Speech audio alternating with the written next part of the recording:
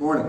I'm going to spend the next 30 or so minutes talking exactly what Eric was talking about productivity and how to find the next big thing, and hopefully not once mentioning the word Twitter.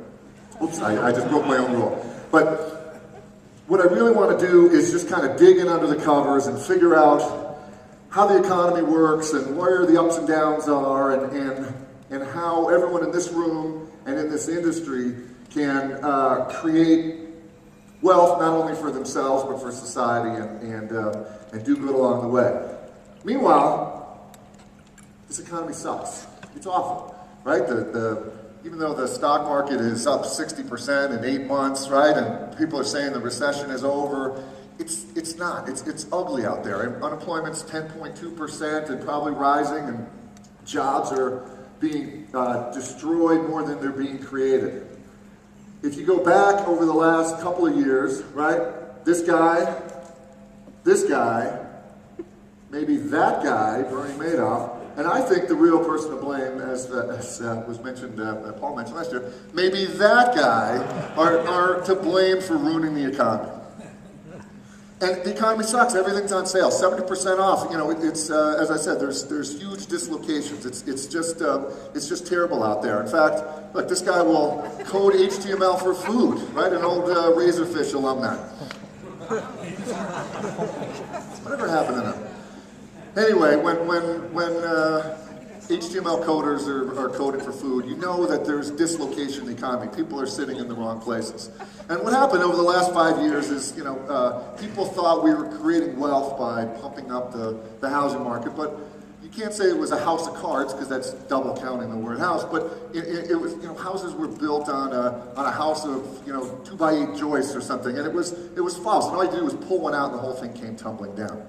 And that's exactly what happened. So I get asked all the time, whether it's in a boom cycle or a down cycle, what is the next big thing, right? How do you find the things that do create wealth, that increase standard of living, that create progress and move the economy along? Because if it wasn't housing, then what is it? What is that next big thing?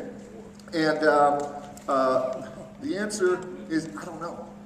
But I can tell you what zip code to look at. And as Eric mentioned, it all has to do with productivity. If you could figure out where productivity is, that's where wealth is created. And you know, the economics professors, Econ 101, they teach you about marginal price and marginal supply and where they cross. So, you know, marginal demand, marginal supply, and where they cross is the right price. And we know that that's all bullshit, right? Is that, you know, price curves just go down and down and down, and economists can't figure out how that stuff works. So my advice is, anything you ever learned in economics, throw it in the garbage and start again, and focus on one word, which is productivity. And productivity is real simple. It's output per worker hour. Output per worker hour, output per worker hour.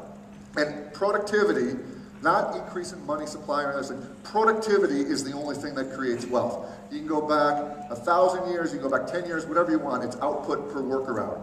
And so how do you increase productivity? Well, you got to increase output with less workers or less time per worker. Whatever it is, it's that worker, it's the guy sleeping at his desk there that you've got to figure out how to move, how to change that job to something more productive. But productivity is where we want to be. The problem is, we've gone from a manufacturing economy to a service economy, and it's impossible to measure anyone in this room's output. What's your output? What's your output? Who knows? I mean, it's impossible to measure. So you start digging under the covers, and I found this great chart. Actually, it was on Paul Kudrowski's website, and it's got to come up. Come on. There's this great, see that great chart? There's a great chart. There's my backup slide. It's a great chart of jobs in the U.S.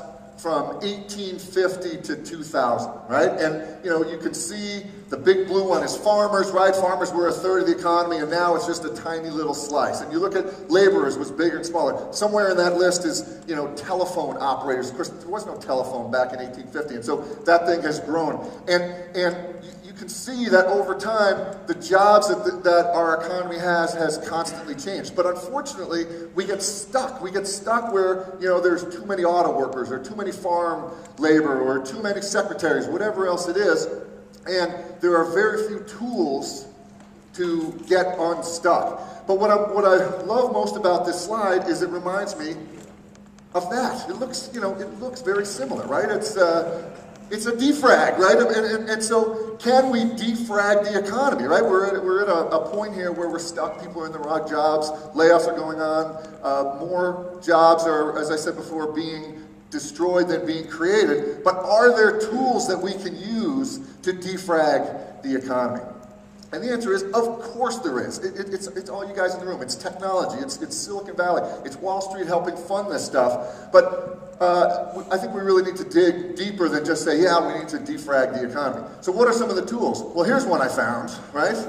Frag. If it moves, shoot it. Now, I want to emphasize, shoot the jobs, not the people. Now, I'll be talking about the people and the types of jobs, but I just want to emphasize, we're shooting the jobs, not the people. Or you can throw grenades on it. But just notice, this is not a grenade, it's a mouse, right? And it's so much of the economy can be changed with the click of a mouse. Someone writing clever code to create those productivity solutions. And that's where I think the fun can start. So when I think about green jobs, everyone talks about, no, let's create green jobs. The kind of green jobs I think of are these kinds of green jobs. Now, it's a spoiler alert if anyone's ever seen Charlton Heston and Soylent Green. Soylent Green is people. In other words, the green jobs should be the jobs that we get rid of. We take and we toss out the door to make the economy more productive, to defrag the economy. The question is, which jobs? I mean, there's so many jobs in the service economy that we have no idea which ones we need to keep and which ones we need to destroy. And then who's going to be the judge of which of these jobs we need to create and which ones we need to destroy? I mean, I wouldn't trust these people to pick anything. And so what I want to do is be a tour guide for the next now 20-something minutes and just walk through the types of jobs there are and the types of ways that technology can kind of get around them and squeeze them out and defrag the economy.